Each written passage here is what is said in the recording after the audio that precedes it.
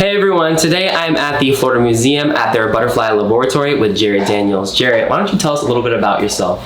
Sure, so I'm Jaret Daniels. I'm a curator at the Florida Museum and I work on rare and endangered butterflies and other insects. Today we're highlighting the McGuire Center for Lepidoptera and Biodiversity at the Florida Museum of Natural History, showcasing butterflies from its conservation program.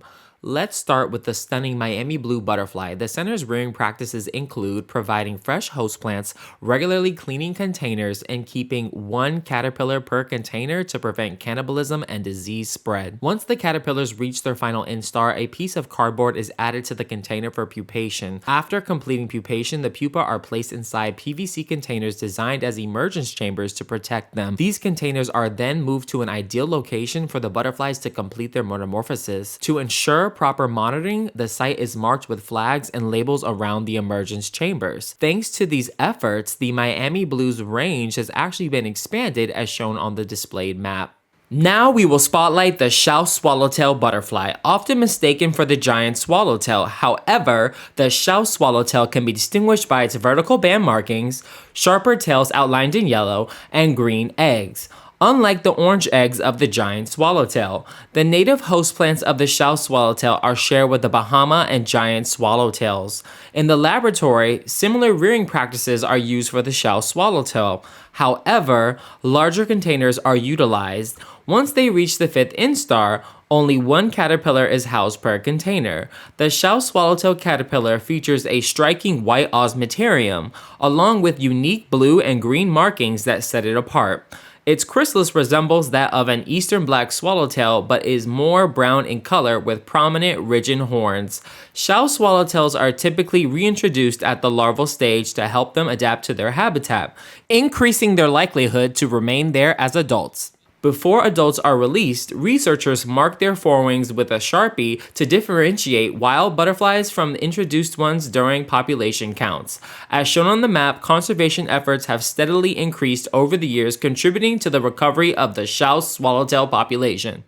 All right, so now we're gonna get some more of the inside scoop of what it's like to be here. So, Jaret, how can somebody have the same job as you being a butterfly scientist? So I have a PhD in entomology, but you don't have to be a scientist to work on butterflies or moths or other insects. So I think the biggest kind of answer I can give is follow your passion. You know, if you are interested in science, you're interested in the outdoors, just continue to focus on that and learn as much as you can and explore the different types of careers that you might have with that potential interest or degree.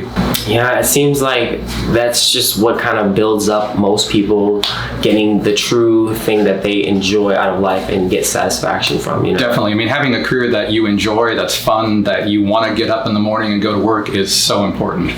All right, Jaret. So what is your favorite butterfly and nectar source? It could be exotic, it can be native, either one. So that's a really hard question, but I'm going to pick a butterfly that's only found in Florida, Schaus swallowtail. It's one of the first butterflies I worked on when I came to the University of Florida. It remains our only federally endangered swallowtail butterfly in the US, and I picked it because it's my first kind of introduction into working on rare and endangered butterflies. So it really changed the trajectory of my career, and even more importantly, it changed the trajectory of my life because I met my wife while working on that butterfly. She actually worked with me on it. So it was really transformative to me in my career, my personal life.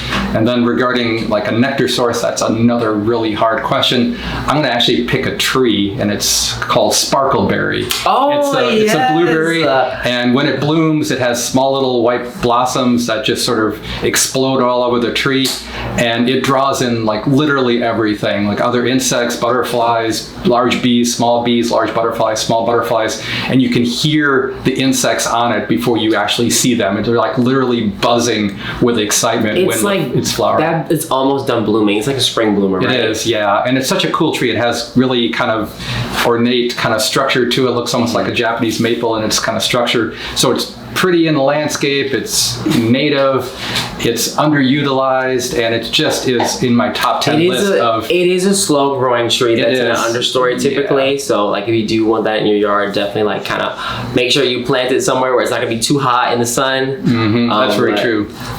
Yeah, I've seen that plant. It's amazing. I've seen swallowtails use it. I've seen American ladies use it in pictures. I just didn't realize it was that good until I saw like pictures. And it blooms for a long time too, so it get a lot of bang for your buck out of that plant. That's a good answer. All right, so who or what inspired you to become a lepidopterist? So that's another really hard question, but I'm going to actually answer and say my parents. Because if I didn't grow up, I grew up in rural Wisconsin. My parents had a large yard, about 8 acres, and they encouraged me to be outside all the time. And I was very lucky to have, just the whole natural world around me. And if it wasn't for them buying me books and encouraging me and, kind of pushing me on a pathway of following my passion, not something that they knew or they studied, but something that I wanted to do, I would not be here today.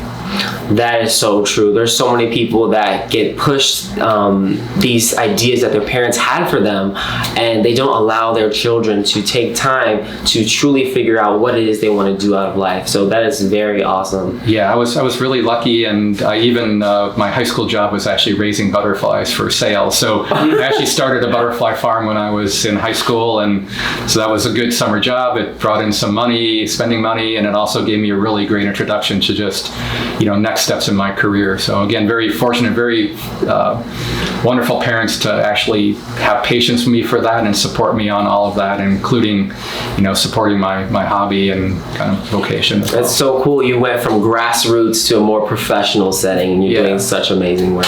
Thanks. So what about your job makes you feel like you're making a difference in the world?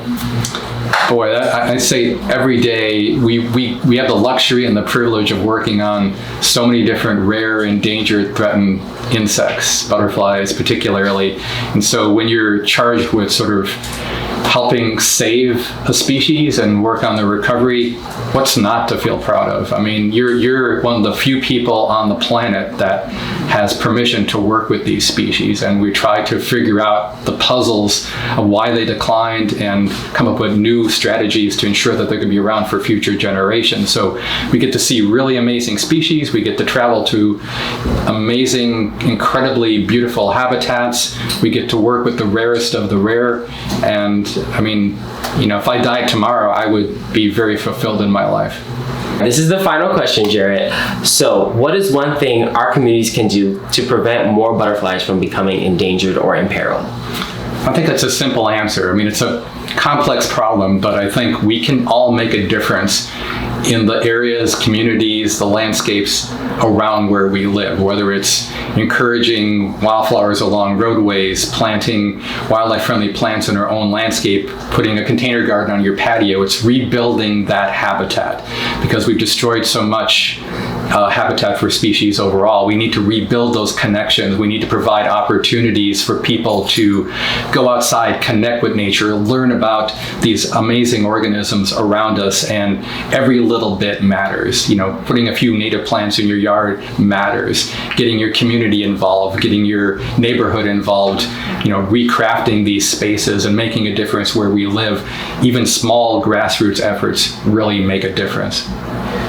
It really does, because at least personally for me, like when I started my own butterfly garden, it was just amazing. Like if you plant it, they will come, literally. Like when I first planted my red bay tree, I did not expect to see a Palamedes. I've never seen a Palamedes ever in my yard. And then one time it just popped up and I was like, oh my God, I finally have this butterfly in my yard. Like it's just when you make those impacts and you get to see it firsthand and you're able to implement it in your own yard, you're creating a safe space. It's awesome. It's very therapeutic.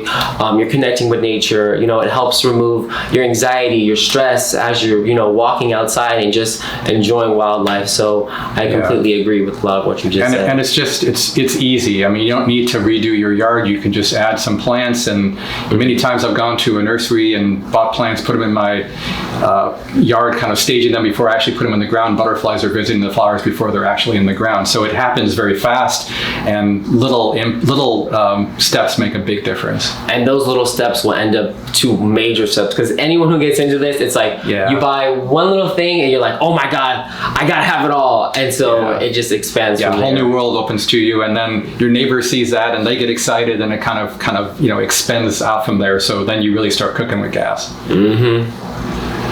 All right, well, I want to thank the Florida Museum again for this amazing opportunity. I'm able to speak with this awesome lepidopterist, Jaret Daniels. And just like I said, and like Jaret said, if you plant more native plants, more biodiversity to your yard and to your space, you can help imperiled and endangered butterflies.